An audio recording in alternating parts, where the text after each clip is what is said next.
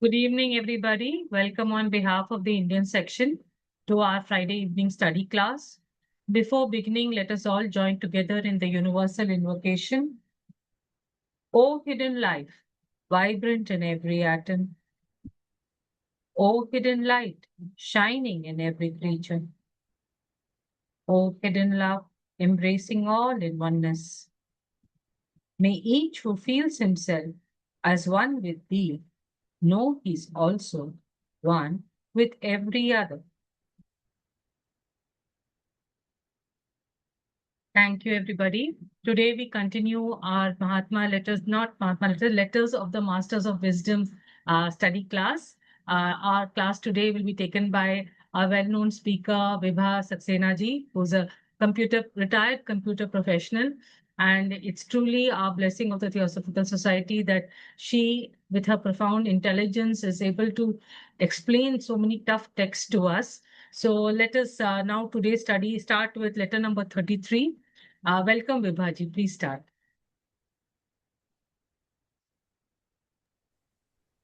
Yes. Thank you, Fimalji. And namaste and good evening, dear brothers and sisters. So today we will be starting with the letter number 33 to 37 from Letters from the Masters of Wisdom series 2. And this letter number 33, it has been written by Mahatma M to Colonel Olcott. Okay. This letter was received at the end of 1880 or perhaps at the beginning of 1881. So the date is not known exactly. And in this letter, Master almost he rebukes Colonel Olcott. Why he rebukes Colonel Olcott? It is because something that he said about Madame Blavatsky. So I would like to share my slides and then we will go through this letter.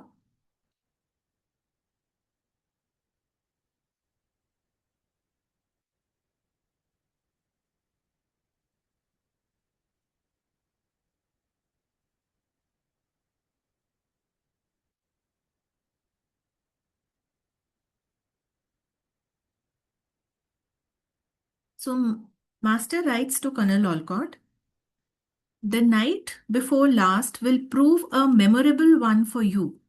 You have alienated from yourself another brother, though a woman, and that I'm afraid forever. So, Master here he is referring to Madame Blavatsky, whom Colonel Olcott has alienated, meaning he has broken the bond of friendship. Their bond, it was about the shared mission, the spiritual mission, about the master's work. That was the bond that they shared. But this one time, Colonel Olcott, he said something so grave, something so severe about HPB that master thinks he may have isolated her forever. So the bond is broken beyond repair. And another point to note here is that master says he speaks of HPB as brother. You have alienated from yourself another brother, which means all souls are brother. Soul is not characterized by gender. And therefore, his master is using this term brother irrespective of her being a woman. He asks Colonel Olcott, what possessed you to speak in the way you did of a friend, a woman, one to whom you owe all you know, and even the possibilities of the future? For she was the first to show you the way, is more than all the occult sciences are able to explain. So it is almost as if the master could not believe that such a person like Colonel Olcott could do such a thing. What on earth made him do it? Now, if we go a little bit into the background, let us see how Madame Blavatsky and Colonel Olcott they came to work together. They became the co-founders of the Theosophical Society. So we know that Madame Blavatsky, she was the main source of the theosophical teachings and knowledge of the occult sciences. She gave the core principles of theosophy by writing many books and also through her articles and letters. She was the true messenger of the masters, and she was sent with this mission to spread theosophy for the good of humanity. But actually, nobody knew the real Madame Blavatsky, the mystic that she was. She had spent time in Tibet with the masters, the transformations which she underwent, and the purpose behind some of her decisions. The fact that, many a times her higher principles, they were overshadowed by some highly elevated adept who worked through her body. So these were the things about Madame Blavatsky that nobody really knew. And many a times, even Colonel Olcott was not permitted to know everything behind what she did or why she did. And as far as Colonel Olcott is concerned, previously he was an American military officer. And then later on, he became a journalist and also a lawyer. When he was participating in the American Civil War, he was extraordinary in that. He demonstrated extraordinary courage, determination, and courage not only physical, but moral.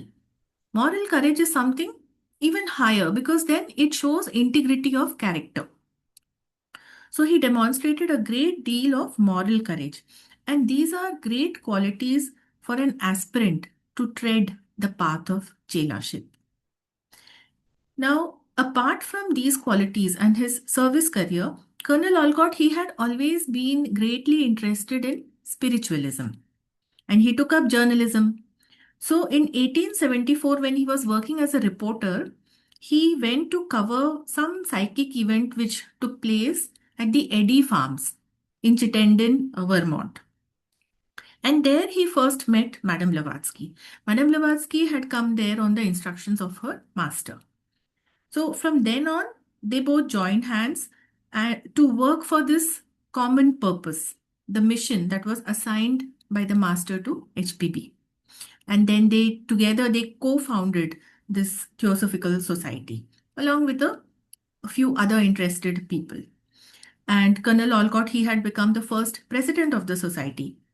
So Colonel Olcott, he not only provided a practical leadership to the society, and a very good administrative structure, but he also became the primary lecturer. He gave lectures on all theosophical topics and also the topics in which he was expert, healing and mesmerism. And all his occult knowledge he had received from HPB. Not only this, HPB was also the first one to show him the possibility of future discipleship and the path to adeptship. So HPB and Colonel Olcott, they shared this unbreakable ties, the bond of common work, the master's work. And they had mutual confidence and loyalty and one aim. And yet now, in this event, through this letter, we see that Colonel Olcott said something that should not have been said. He said something so disapproving of her decision or something judging her that master is not able to understand why he did so. Now what we learn from this is that speaking hastily, even though we think we know a person, but judging that person, having a bias about that person, and speaking hastily without knowing the reality behind the situation or behind the decisions that are taken, huh?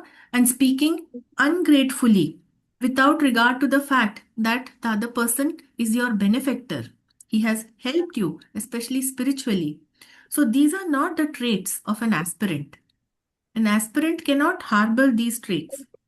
Colonel Olcott's word, they showed total ingratitude after what Madame Blavatsky had done for him. In fact, about gratitude or ingratitude, the masters have written in one of the letter to AP Senate. In that letter, master had written that ingratitude is not among our vices. It is a clear that aspirant cannot progress if he harbors this quality of ingratitude. Now, further, master writes, she went to Mahasahib the same night and proved to him she had been all the time right and he wrong. Now, what is he speaking about being right and being wrong? About what? So, first of all, Mahasahib is a reference to Master Serapis Bey.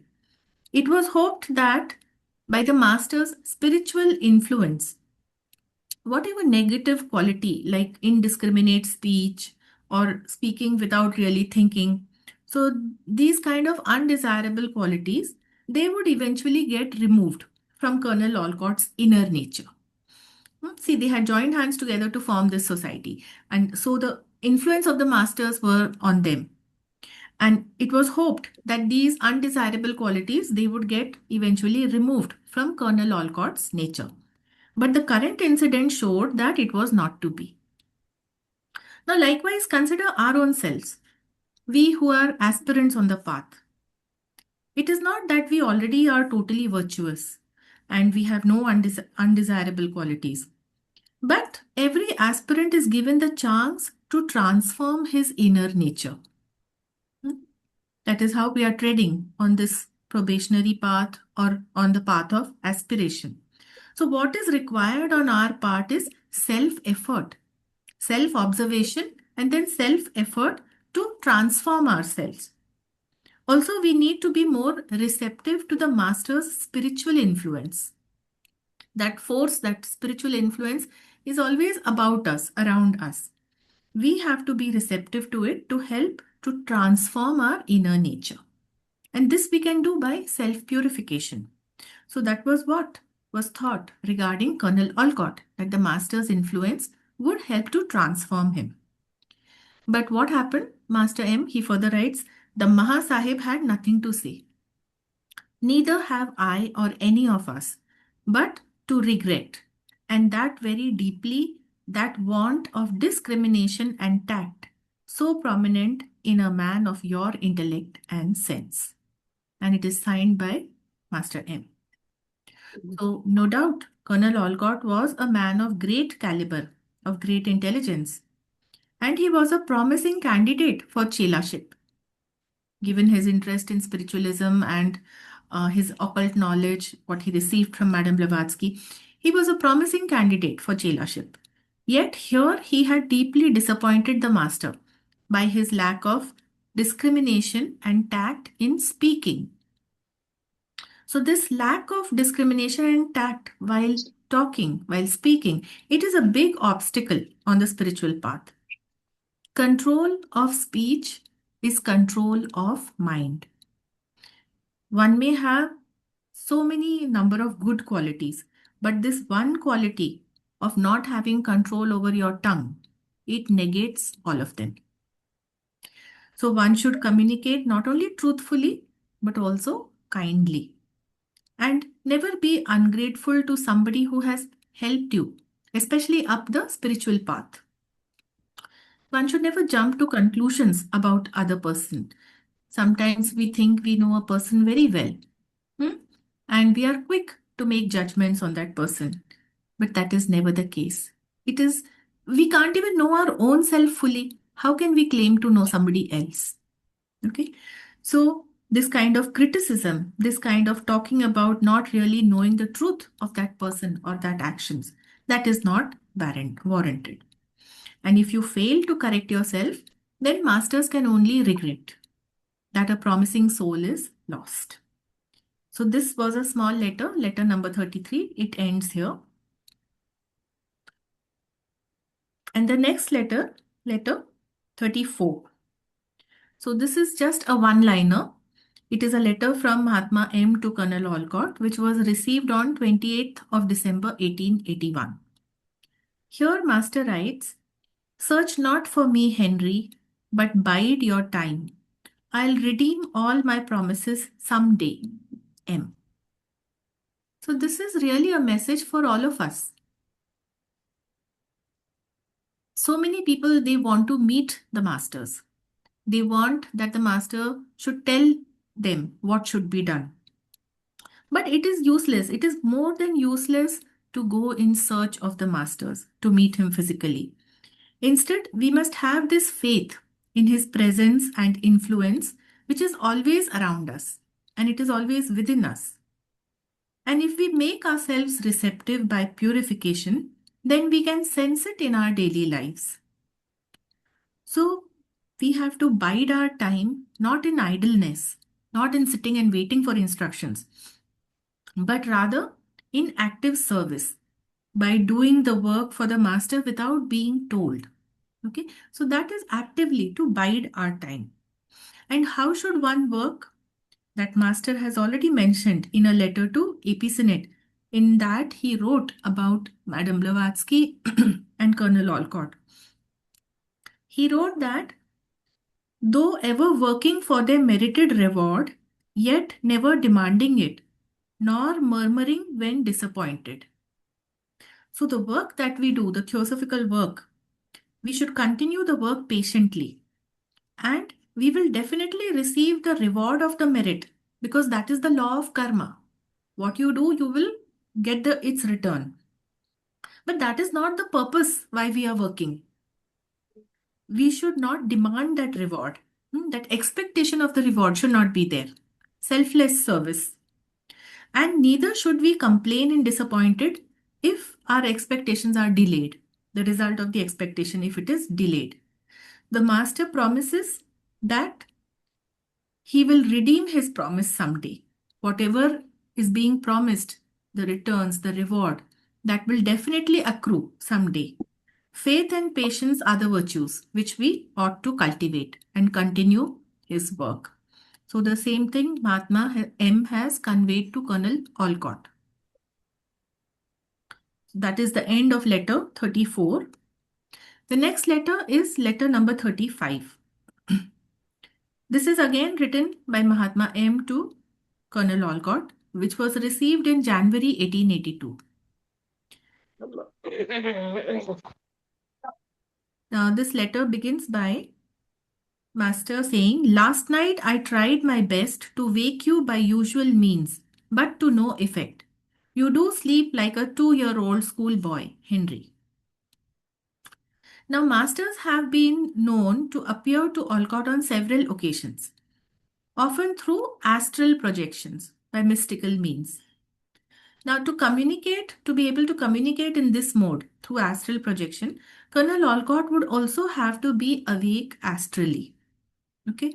And what it means to be awake astrally, that means to be able to function with full consciousness in the astral body.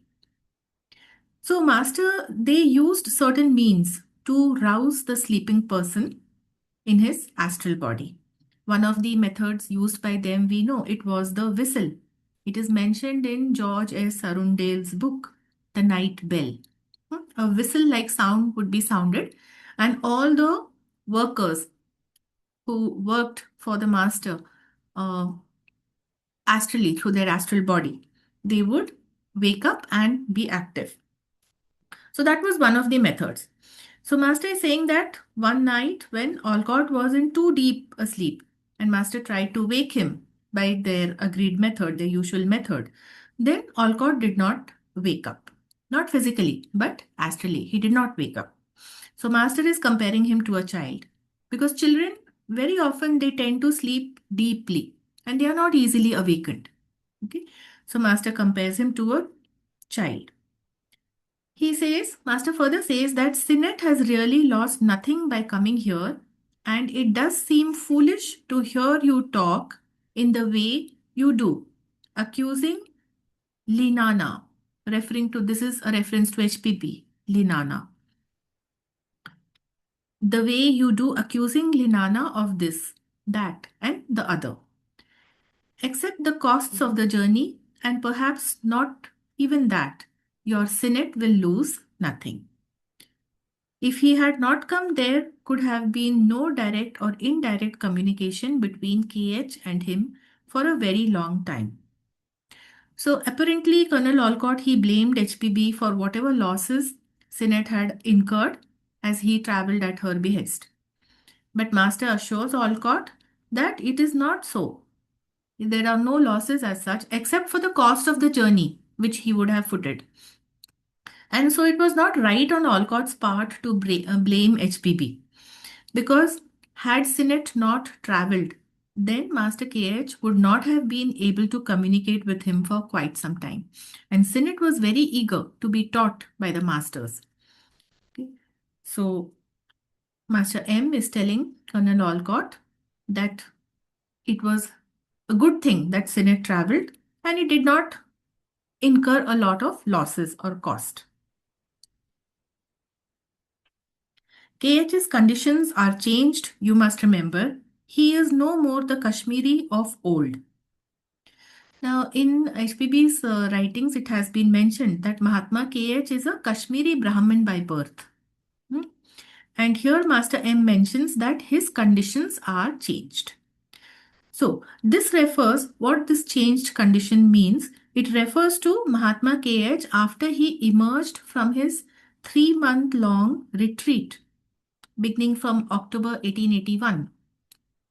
In the Mahatma letters to AP Senate, it has been mentioned that in October 1881, he went into a long seclusion, into a retreat, which was basically his samadhi. He had undertaken that samadhi for his last but one initiation. So he was, after emerging from that retreat, he was no longer the same person, no longer the Kashmiri of the old. Now, in that letter, in the Mahatma letters to AP Senate, Master M has mentioned that our beloved KH is on his way to the goal, the highest of all beyond us on this sphere. It is referring to his retreat, his duration during Samadhi. And here on our physical plane, on this earth, on the physical plane, the last initiation is the seventh initiation. It is the initiation in which the seeker he becomes the bodhisattva. It is the level of the world teacher. So that last but one initiation is what was the duration of that samadhi. Now, further Master M writes, I want you to be in confidential correspondence with him as he may need your private counsel and you his. See, it is both ways. That he may need your private counsel and you his. So one may well think that what counsel could such a highly initiated adept, such as Mahatma KH, need from Colonel Olcott? And yet it is so. Master M orders Olcott to keep this correspondence confidential. And he also mentions, I'll help you when I think it worthwhile to interfere. Tell him that, and if he believes you not, show him this. I will also put her in a better state. So, whatever may be the nature of correspondence between Mahatma KH and Colonel Olcott, Mahatma M, he promised to help when needed. And his statement in this letter, it would serve as proof to Mahatma KH that yes, he would help. His further statement that I will put her in a better state, it seems to refer to Madame Blavatsky. Madame Blavatsky, she suffered from very poor health. And more than once, the masters had to heal her physical body so that she may continue to live, she may not die. Because it is through her body that they were working for the TS. And they wanted this TS work to continue. So Mahatma M assures Olcott that he would do the same again. Then towards the end of the letter, Mahatma M he writes, this business at Drali Clips, Cha, needs attention. I'll give you rupees 172 more to send. Now this Drali Clips, it is actually a geographical location which is along the old Shimla Tibet road. But what event needed attention, it is not explained. Nonetheless, to address that situation, Master himself was providing Olcott with the money. Okay, so in that time, there was a very close communication and interaction with the masters and the founders. So, Master, he tells Olcott, remember what you have to do in Pasdun Koral with Snan Jyoti Unnan Se. Now, Pasdun Koral, it is a district in Ceylon, the present day Sri Lanka. And Snana Jyoti Unnase, that refers to a Buddhist priest in Ceylon. We know that Colonel Olcott, he widely traveled in Ceylon. He revived Buddhism, he established schools, and he spread the theosophical teachings over there. So this has got to do with some work which he was supposed to do in Ceylon. And then at the end of the letter, Master M, he added a postscript telling Olcott, you can have 3 copies or 4 taken from my portrait and give them Sinet 1, Scott 1, Tukaram 1, and Damodar 1. Have 6. So he tells him to make a few more copies. Now, these original paintings of Master KH and Master M, they were made by an artist, a German artist, who by the name of Hermann Schmiechen. Now, while studying the previous letters, Mahatma letters to AP Senate, this mention was there. So they were an artist, this German fellow, Hermann Schmiechen. He made those original paintings at the behest of HPB. And it was basically to demonstrate this occult phenomena that the artist, he would receive these images as a telepathic or psychic impressions mentally. And from those impressions, he painted the likeness of the masters because he had not actually seen the masters, nor did the master appear to him.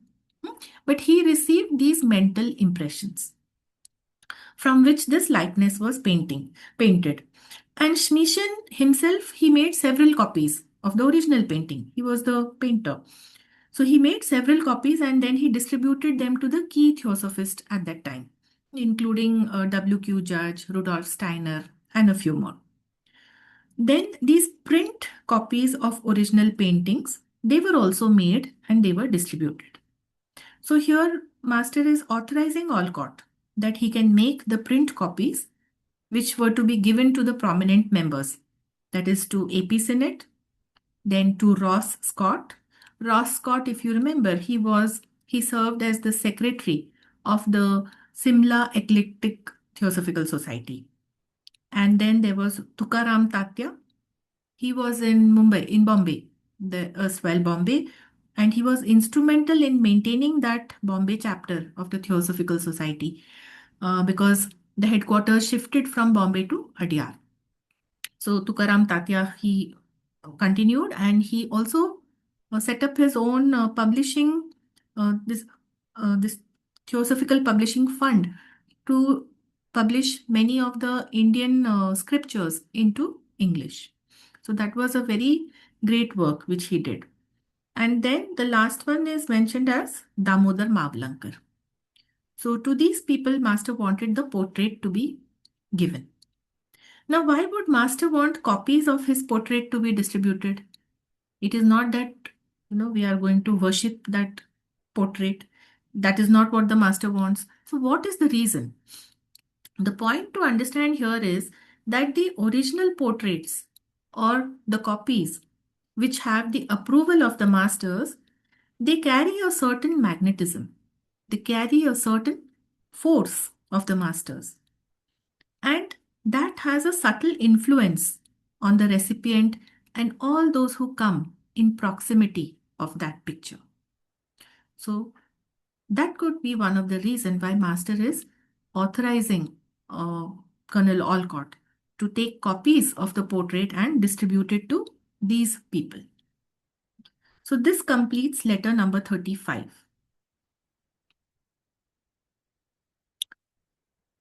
Then we move to letter number 36.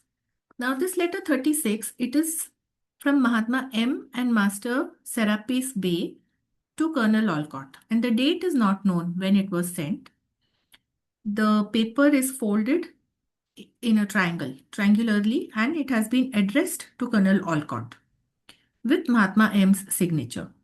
And inside that letter, it is mentioned H.S. Olcott, President of the Theosophical Society, is henceforth forbidden to deliver extemporaneous lectures by order of Serapis. What a stern order this is. Meaning, Colonel Olcott was forbidden to give instant talks on theosophical topics without having prepared that topic beforehand. Now, About this siege in Rajdas has written a footnote. There is an asterisk, and in that footnote, siege in Rajdas has written, mm, it appears that in the beginning, Colonel Olcott was sometimes in the habit of appearing before an audience and saying, "What subject would you like me to talk about?" So, open ended. If the topic suggested was mesmerism or some similar subject on which he was an expert, all went well. But on other unprepared subjects, he was apt to be diffuse. So, this is what C. Jinraj Das has written. Now, Olcott, he was a prominent practitioner and advocate of mesmerism. He practiced mesmerism, that is known as animal magnetism. Okay. Now, he knew this even before he met Madame Blavatsky. Colonel Olcott was exposed to this method of healing, magnetic healing, through some of his relatives in 1850. And he learned and practiced it a great deal, and he also wrote about it a lot. He was trying to understand the spiritual beliefs and reconciling them with science and reason because it was practical. The healing was practical. So he was trying to reconcile spirituality or spiritual beliefs with this scientific healing. And he believed that these practices they demonstrated the existence of a universal magnetic fluid. They called it a universal magnetic fluid or energy, which was, they said, similar in concept to the Hindu notion of pran. Okay. So, uh, by manipulating this magnetic fluid, they could effect the healing or the spiritual development. And Colonel Olcott was an expert on this topic. And he believed that mesmerism was not merely a therapeutic technique, but it was a way to validate that science, the spiritual science, which was the ancient Eastern philosophies and traditions. Whatever was mentioned in that, that was getting validated. So this is what he believed. And so he was very good at giving speeches on this subject, that is on mesmerism. Then when he came in contact with HPB and the masters, he received from them all his occult knowledge. So, about the theosophical principles, about the higher truths, about the occult sciences, all this knowledge he received from them. Now, speaking on these topics to others, while he himself was still a student of those subjects, this made his lectures very diffuse, meaning that not being able to convey the real concept very clearly, very unclear. So, this is not what the masters wanted. And further, in that footnote, it is mentioned evidently his conception of building up a lecture was different from that of most theosophical lecturers, as is shown by the following entry in his diary, August 31, 1883. So, we have these old diary leaves in which all entries Colonel Olcott would make. He wrote, "Gave my second lecture today to about the same audience. Had a good deal of applause, and they made me speak an hour and a half, though I offered to stop at the end of an hour."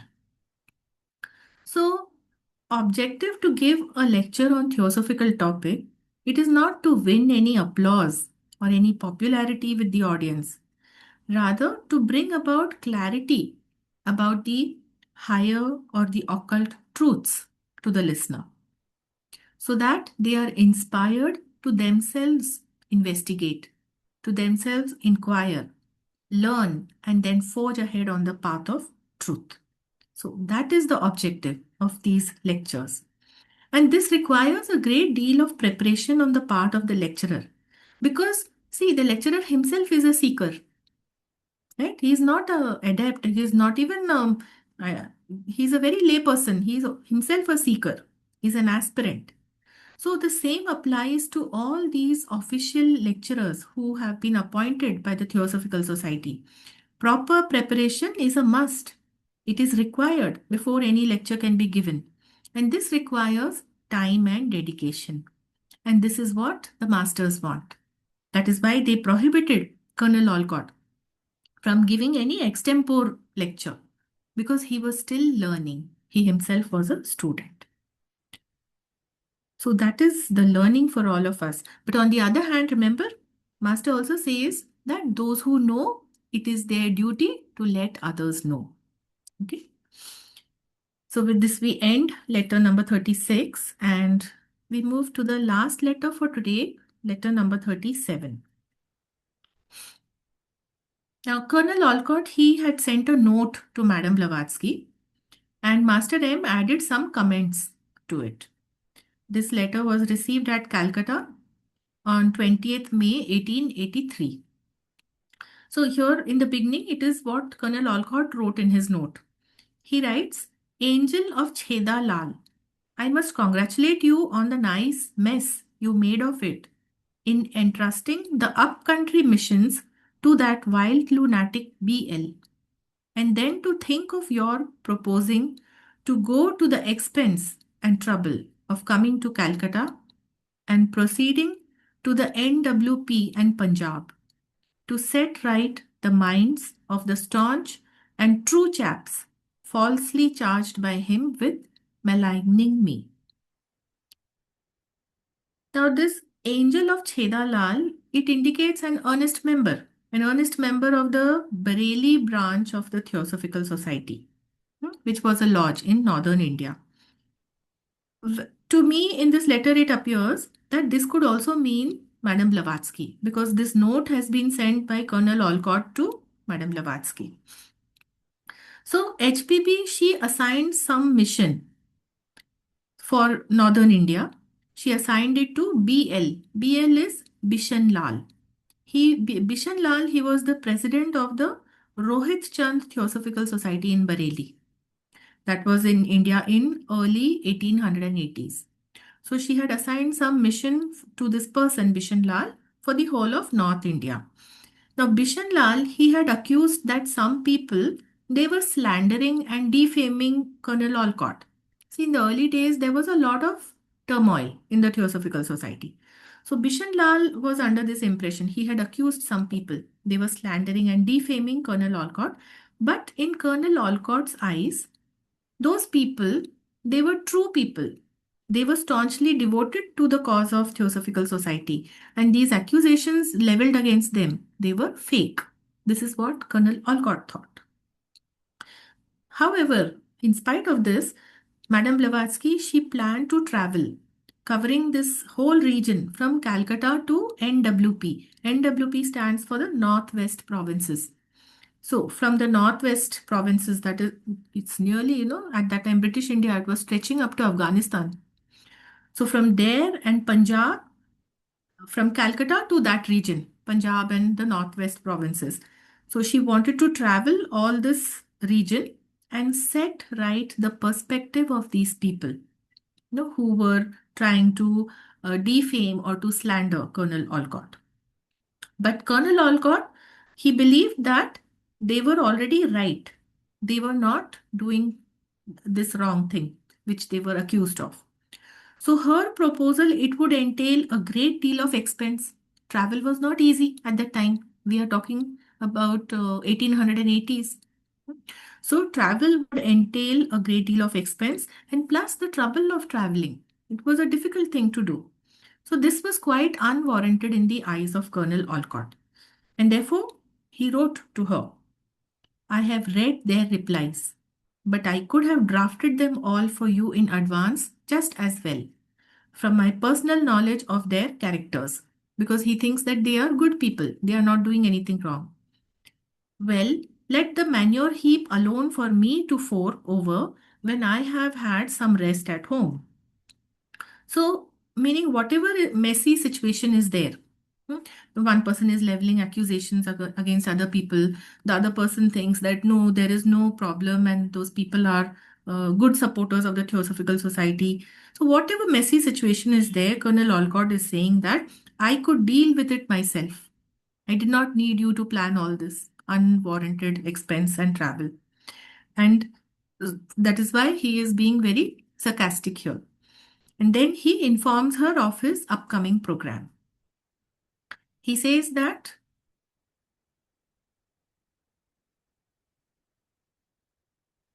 Today I speak at Bhawanipur, tomorrow at Town Hall here, and tomorrow night I go abroad the Tiber, which is to sail early Tuesday morning. So he outlines his whole program and he tells her, send the carriage for me at the proper time. I shall be glad to see you again. Your affable HSO. Now, note that in this letter, Master M has inserted his comments. Those comments he has written them across this note, which we just read. Uh, the comment which is inserted, it is written in blue pencil, and the letter is enclosed in a very small, narrow envelope, which is addressed to Meloni Lukshun Thakur Dada from M. Chauhan Ribonche. So Maloney was basically the nickname which Madame Blavatsky used for Colonel Olcott in New York. And Lukshun Thakur Dada was another nickname for Colonel Olcott, which meant grandfather Lakshman. Lukshun, I think it stands for Lakshman. Thakur Dada is, of course, grandfather. So it meant grandfather Lakshman. And probably this nickname he got in India. So, Chauhan Rinpoche, it is the signature which Mahatma Maurya used. And he signed it that way to indicate to Olcott that he himself, that is Mahatma M, was the direct author of a message. And the message was not through some intermediary, through some chela, how the letters were precipitated. It was not that. Mahatma had directly inserted this comment in the note which Colonel Olcott sent to Madame Blavatsky. So, actually, the term Chauhan Rinpoche, it means the glorious chief. That is Mahatma M. What he writes in his note, Lukshun Thakur Dada is mistaken. The angel of Cheda Lal is not to be blamed. The angel was ordered to consent, for a great principle was involved in the trial. We wanted and will always have the inner man whenever offering himself for the tasks. So Master is clearly stating that Olcott was mistaken in this whole situation. The angel of Cheda Lal, which in all probability is HPB, she was ordered to work out through this whole of North India. She had asked Bishan Lal to do it. So that was an order, it had to be done. Now, in the early days of the Theosophical Society, this kind of crisis and all, so many hiccups, they were fairly common. And it required a great deal of courage and determination on the part of the founders to overcome these situations and to continue the work of the master. So, in such situations, now here what was the situation? That so many people from the northern India, they were slandering the founders. So, in such situations, those who stood for theosophy unwaveringly, their inner strength, their faith, perseverance, loyalty, everything got tested. It is like standing upright in a storm. Now, the same applies to us. Every situation for us which comes up, whether in the Theosophical Society or even in our daily lives, it is a trial. Okay, we are being tested in our day to day situations. When we are faced with such circumstances, how we respond to it, that is our test. Okay, if we shy away from it, or do we offer ourselves to the test with courage and determination, with moral strength? So, this is our test. The purification of our inner nature, its unfoldment to the spirit, our capacity to discern the truth through all this web of appearance. It was appearing to them that some people are not behaving correctly. So, this web of appearance, can we discern the truth through that? So, these are some of the things that get tested. So, test happens through our day to day situations which we face. Master states that the situation described by Olcott in his note to HPB, it was the trial of a great principle, meaning the inner man of the chela. He was being tested. So either Bishan Lal was being tested because Madame Blavatsky was already a chela. Okay. So, and it was the trial of some of his great principle, that means his inner man. Master always tests to see the opening up or the flowering of the inner man, that is, the inner nature of the aspirant. When an aspirant seeks discipleship, then he has offered him his whole self. He has dedicated his whole self to the master, his heart, his body, his mind, to work for the master. So, this heart and mind, that is the inner man, that is the inner nature, the inner principles which get tested. Okay. So, this is what the master said, that you don't know these situations which are unfolding before you, they are for the trial of a great principle. So, with this, we end the letter number 37 and we come to the end of today's session.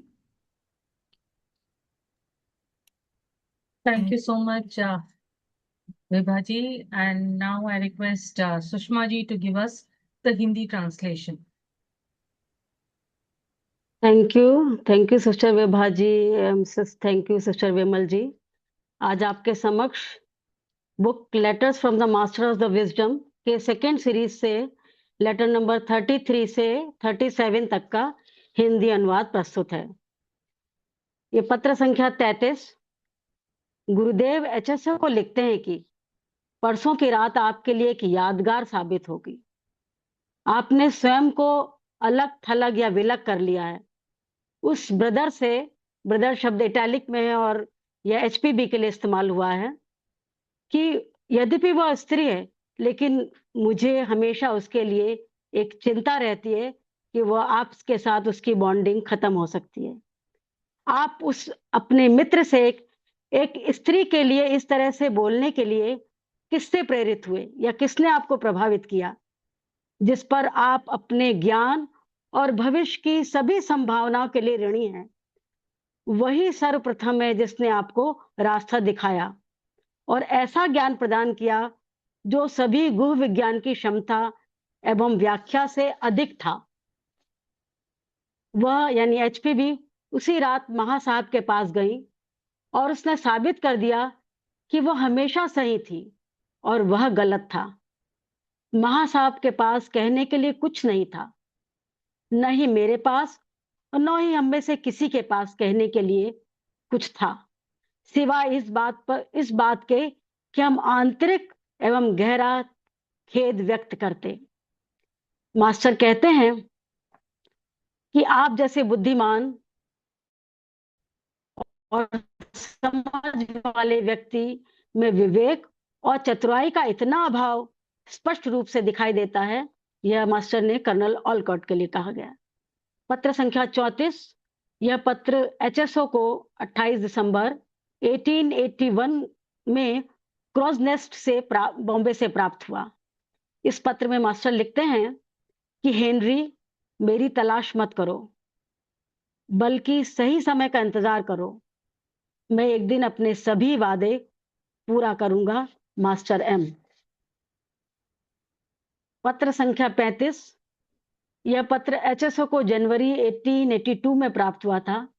Master लिखते हैं कि कल रात मैंने तुम्हें जगाने का हर संभव प्रयास किया, पर उसका कोई प्रभाव नहीं हुआ। हेनरी, तुम तो 2 साल के स्कूली बच्चों की तरह सोते हो। सीनेट का यहाँ बंबई आने से कुछ भी नुकसान नहीं हुआ, और जिस तरह से तुम लेहना यानी एचपीबी पे तरह तरह के आरोप लगा रहे हो, वह कृत्य मूर्खतापूर्ण प्रतीत होता है। सीनेट का यात्रा के खर्च के अलावा और शायद वह भी नहीं, कुछ भी नुकसान नहीं होगा। अगर वह नहीं आते तो केएच और उनके बीच लंबे समय तक कोई सीधा या अप्रत्यक्ष संपर्क नहीं हो पाता। तुम्हें स्मरण रखना चाहिए कि मास्टर केएच की स्थितियां अब बदल गई हैं, क्योंकि इसमें उल्लेख है कि मास्टर केएच समाधि से लौटने का इसमें जिक्र किया गया है। अब वह पहले वाले कश्मीरी ब्राह्मण नहीं रहे। मैं चाहता हूं कि तुम उनसे गुप्त रूप से बात करो, क्योंकि उन्हें तुम्हारे व्यक्तिगत सलाह की जरूरत पड़ सकती है और तुम्हें उनके सलाह की।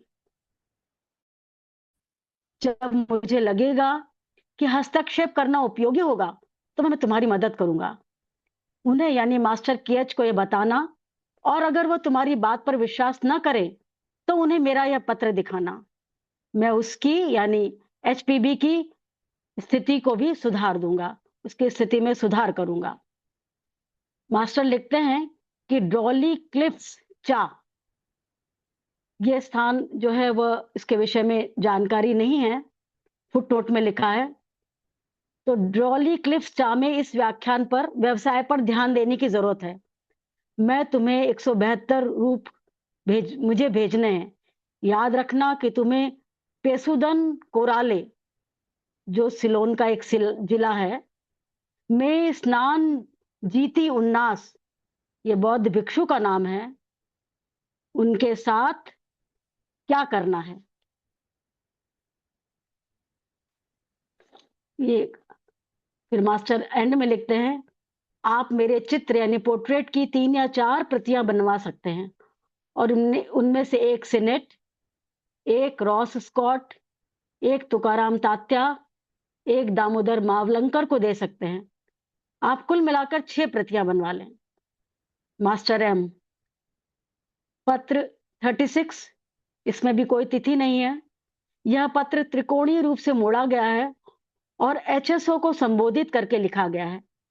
एचएस ऑलकॉट, मास्टर एम, और पत्र के भीतर लिखा है कि थियोसॉफिकल सोसाइटी के अध्यक्ष एचएस ऑलकॉट तात्कालिक रूप से बिना तैयारी के यानी एक्सटेम्पोरेनियस व्याख्यान देने के लिए उन्हें मनाही की गई है, मास्टर सेरेपिस के आदेश से। और फुटनोट में लिखा है कि ऐसा प्रतीत होता है कि शुरुआत में कर्नल ऑलकॉट कभी कभी श्रोताओं के सामने आकर पूछते थे कि आप मुझसे किस विषय पर बात करना चाहेंगे। यदि सुझाया गया विषय मैस्मेरिज्म या सम्मोहन से संबंधित होता था जिसके वो विशेषज्ञ थे तो सब ठीक रहता था, लेकिन अन्य बिना तैयार किए विषय पर वो अक्सर अस्पष्ट हो जाते थे। उनके व्याख्यान तैयार करने की अवधारणा अधिकांशतः थियोसॉफिकल सोसाइटी के व्याख्याताओं से भिन्न थी, जैसा कि उनकी ओल्ड डायरी लीव में 31 अगस्त 1883 की निम्न प्रविष्टि से पता चलता है कि मैंने आज उन्हीं श्रोताओं को अपना दूसरा व्याख्यान दिया और उन्होंने तालियों से उसका स्वागत किया। लेटर नंबर 37, यह पत्र एचएसओ ने एचपीबी को लिखा थियोसॉफिकल सोसाइटी के अध्यक्ष के कार्यालय से, कलकत्ता से, रविवार 20 मई 1883। इस पत्र में संबोधन है एंजल ऑफ छेदालाल, जो बरेली शाखा का एक उत्साही और सिंसियर सदस्य है। वो लिखते हैं, आपने उस एक सनकी बिशनलाल को दूर दराज के इलाकों के लिए मिशन हेतु यानी लक्ष्य हेतु कार्य सौंपकर जो गड़बड़ी की है उसके लिए मैं आपको बधाई देता हूं। फिर विचार कीजिए और सोचिए कि आपने कलकत्ता जाने और उत्तर पश्चिम प्रदेश और पंजाब जाकर उन सच्चे और ईमानदार लोगों को समझाने की जोखिम और परेशानी उठाई है जिस जिस पर उन्होंने मुझ पर झूठे आरोप लगाए हैं। मैंने उनके जवाब पढ़ लिए हैं, लेकिन मैं उन्हें आपके लिए पहले से ही तैयार कर सकता था। मेरे व्यक्तिगत अनुभव के अनुसार उनके चरित्रों को देखते हुए अच्छा ही हुआ। खैर, मैं थोड़ा सा आराम करने के बाद मैं अकेले ही लिखा है गोबर के ढेर यानी उस गंदगी को साफ कर दूंगा। फिर वह अपनी इंफॉर्मेशन देते हैं कि आज मैं भवानीपुर में भाषण दूंगा, कल टाउन हॉल में, और आगामी रात्रि को मैं विदेश के लिए मंगलवार की सुबह रवाना हो जाऊंगा। कृपया समय से मेरे लिए गाड़ी भेज दें। आपसे दोबारा मिलकर मुझे खुशी होगी। स्नेह के साथ, आपका एचएसओ। और इस पत्र के ऊपर नीली पेंसिल से मास्टर एम का निम्नलिखित संदेश लिखा है। यह पत्र बहुत छोटे से लिफाफे में जो है उसमें लिखा पता लिखा है थियोसॉफिस्ट कार्यालय, अड्यार, मद्रास, भारत। इसमें लिखा गया है मोलोनी लुक्सुन ठाकुर दादा। ये मोलोनी है जो न्यूयॉर्क में कर्नल ऑलकॉट का उपनाम था, निकनेम था, और दूसरा उपनाम लुकशुन ठाकुर दादा के संबंध में कुछ ज्ञात नहीं है, फुटनोट में ऐसा लिखा है। फ्रॉम एम चौहान रिम्बोचे, इस पत्र के नीचे फुटनोट में लिखा है, मास्टर एम आमतौर पर केवल एम लिखकर हस्ताक्षर करते थे, लेकिन कर्नल ऑलकॉट को कभी कभी संदेह होता था कि मौखिक संदेश केवल शिष्य का ही हो सकता है। इसलिए मास्टर ने चौहान रिम्पोचे यानी महान प्रमुख यानी ग्लोरियस जो है वह चीफ लिखवाया, ताकि ये संकेत मिल सके कि संदेश सीधे मास्टर एम का है, यानी उन्हीं का है। मास्टर लिखते हैं कि लुकशुन ठाकुर दादा जो है वो गलत है। एंजल ऑफ छेदालाल का कोई को दोष नहीं दिया जा सकता। देवदूत को सहमति देने का आदेश दिया गया था, क्योंकि इस जांच या परीक्षण में एक महान सिद्धांत शामिल था। हम चाहते हैं कि हमारे भीतर के उस व्यक्ति को हम कार्य के लिए रखेंगे जो स्वयं को कार्य के लिए समर्पित कर सकता हो। धन्यवाद। Thank you so much, Sushma ji, for a wonderful translation. Now we open up for any other additions, questions, or comments. Shinde ji is available. Sir, would you like to say something?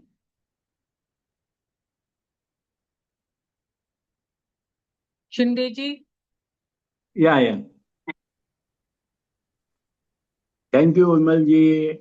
I must thank Vibha ji and Sushma ji. All of them, they have explained very clearly. Nothing to explain. And what strike me here in this letter, the Vibha ji said correctly, we must prepare well, collect the information rightly. Those who are giving lectures or preaching theosophical ethics, they must read the theosophical books, write down the notes, and looking at notes, they can give the lecture. There is no wrong in it. That is what Radhaji also told to us. And Master has also told to Colonel Alcott. Because we are not supposed to be speak spontaneously about theosophy. Theosophy is very, very deep, and one must concentrate and do. That is what Vibhaji explained very well in a silent way. She also said what a national lecturer should do. So we have many dreams about our spiritual growth, but we don't do any efforts. We have many dreams to be a good lecturer, etc., etc. But for it, you have to do a lot of efforts. Not only that, you can write a note, think over it, contemplate over it, sleep on it, and next day morning, whole thing may change. And you be ready to change it and go. This is how the hints they come. So that means we are not aware of our aim.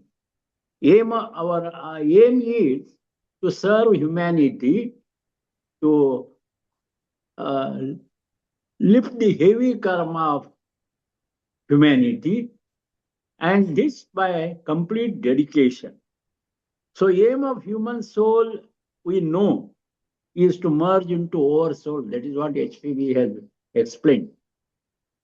So true dream requires sound sleep, effortless sleep. And that is what in this letter, you are sleeping like a child to the HS Alcott. That child state, sleeping like a child has no dream, but you must have true dream. And the true dream requires sound sleep, and then the hints will come. And we must always wake up to our aim. So these are the 3-4 points actually they inspired me, and I want to add or put before you all. Thank you very much, Vimalji. And Vibhaji has explained very well. I am very happy to listen to Vibhaji always. She explains very well. Sushma also read in Hindi correctly. Those who have not understood the Vibhaji, the Hindi, they can understand in Sushma's letter also. So thank you very much for giving me this opportunity. Thank you. Thank you. Thank you. Thank you so much, sir. So, anyone else would like to contribute?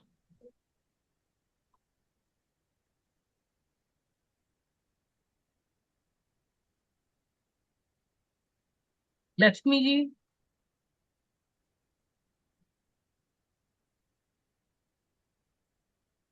Pauran Masi ji, Mrinal Joshi. Okay. So I think we can end now. Thank you so much, Vibhaji. And it's always interesting to hear this because it goes into the history of the people, of the society, the people involved. And it's really like a treasure hunt when you're trying to research what is who, what. Like I went to this AI, which is telling that Bishan Lal in April of that year, 1883, he did some occult, he did a display of occult phenomena in Bombay in some meeting, and that is what Alcott really objected to because that he should not have done. And I think in that context, the master said that it is the motive, obviously the inner man, which is the motive behind that was possibly pure, which Alcott did not see it like that. So Alcott calls him a lunatic in this letter. But so it is just a treasure hunt. Then you mentioned Darli, which the letter Dina Rajadasa says, I don't know where it is. But you said it is near Shimla. And I was amazed to find that there is a gufa there called Darli Gufa, Shiv Gufa, where Swayambhu one Shivling is there. Interesting. I don't know. I mean, more. Where would we go to find more about this? We don't know. Where are the archives of such things? What's in it? Did what that 172 rupees was for? These are all like for future theosophists to dig more. So we've given the platform for future theosophists to look at this lecture and go deeper into such stories if it's possible. Anyway, thank you so much, and let's all end. Asato ma satgame, tamaso ma jyotirgame, mrityor ma amritam game. Sarve bhavantu sukhina, sarve santu nirame, sarve bhadrani pashyantu, ma kaschit dukkha bhave. Om Shanti, Shanti, Shanti. Thank you everybody for joining. Thank you Vibhaji. Thank you Sushma ji. Thank you Shindeji. Namaste. Thank you. Thank you all.